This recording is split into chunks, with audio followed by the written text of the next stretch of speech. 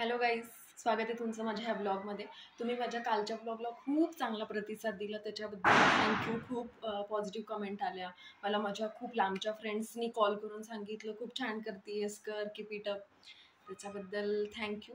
त्या शेअर करते मी. आता मी मसाले भात करायला घेतला आहे. माझी मुलगी झोपली आहे, त्याच्यामुळं मी खूप हळू बोलते आणि तुम्हाला व्हॉईसचा थोडासा इश्यू होऊ शकतो, त्याच्याबद्दल सॉरी. आणि बॅकग्राऊंड नॉईज पण आहे, फटाके वगैरे वाजतात. अजूनसुद्धा दिवाळी आहे, लहान मुलांना सुट्टी आहे, तर करू दे त्यांना एन्जॉय. एकच मिनिट, कॉल आहे, तुम्ही कट करते.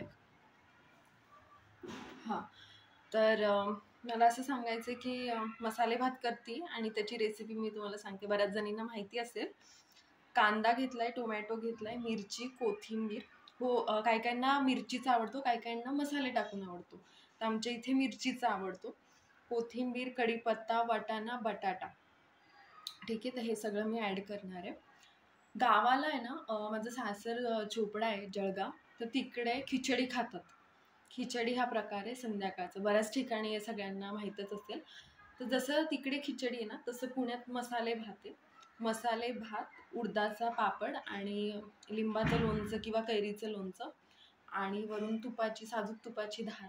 हे खूप छान जेवण आहे. छान वाटतं. हे हे मला आवडतं, मसाले भात वगैरे. आणि माझ्या हजबंडला खिचडी आवडते.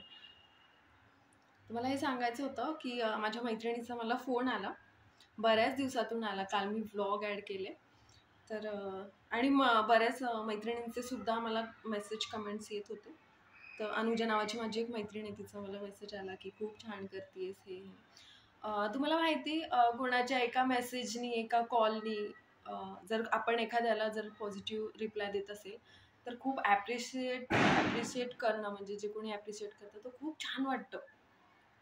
कोणी जर आपल्याला ॲप्रिशिएट करत असेल ना, तर खूप छान वाटतं. हे तुम्ही पण रिलेट करू शकत असताल की कोणी आपल्याला नाही, तू कर कर कर, तू छान करतेस. तर खरंच खूप पॉझिटिव्ह वाटतं आणि असं वाटतं चला चला परत आपण करूया. तर सध्या मी त्याच व्ह्यूमध्ये आहे. तिचा मला फोन आला आणि ती मला म्हणाली की खूप छान करतेस तनुजा, तू कर. So I am happy. माझी लहान मुलगी झोपली आता. आणि जॉईंट फॅमिलीचा ना एक फायदा असतो. जॉईंट फॅमिलीमध्ये ना लहान मुलांना सांभाळायला बरेच लोक असतात. पण ज्यांची सेपरेट फॅमिली आहे, ॲक्च्युली माझे सासू सासरे गावी असतात आणि आम्ही दोघेच इथे असतो. तर त्याच्यामुळे ना खूप हाल होतात. म्हणजे जसे प्लस मायनस आहे तसं ह्याच्यात पण आहे की आपल्याला आहे ना आपल्या बाळाला एकटं सांभाळावं लागतं. त्याला आपल्या एकट्याची सवय होते.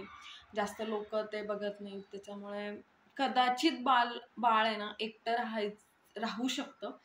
पण मला असं, माझ्या बाळाला असं मला भीती वाटते की असं नको व्हायला. त्याच्यामुळे मी घेऊन जात असते. आणि आमच्या बिल्डिंगमध्ये खूप सारी लहान मुलं आहेत, माझ्या मैत्रिणी आहेत, त्यांची मुलं आहेत. तर ती खेळते वगैरे, छान खेळते. तर हा एक निगेटिव्ह पॉईंट आहे. जॉईंट फॅमिली असते ना तर असं होत नाही.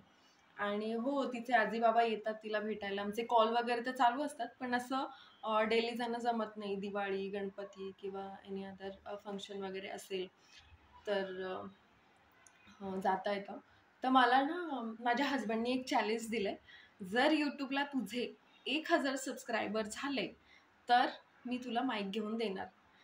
तर बघूया आता माझे 1000 सबस्क्रायबर कधी होत आहेत. मी प्रयत्न तर खूप करते आहे आणि आय होप की लवकरच कंप्लीट होतील. मी स्वतःला खूप एक्सप्लोअर करेल. खूप जास्त गोष्टी तुमच्यासोबत शेअर करायची इच्छा आहे. खूप गोष्टी आहेत जे मी तुमच्यासोबत शेअर करेल. तर बघूया, रोज भेटत जाऊया, कनेक्ट राहत जाऊया. चलो, स्टे ट्यून, बाय.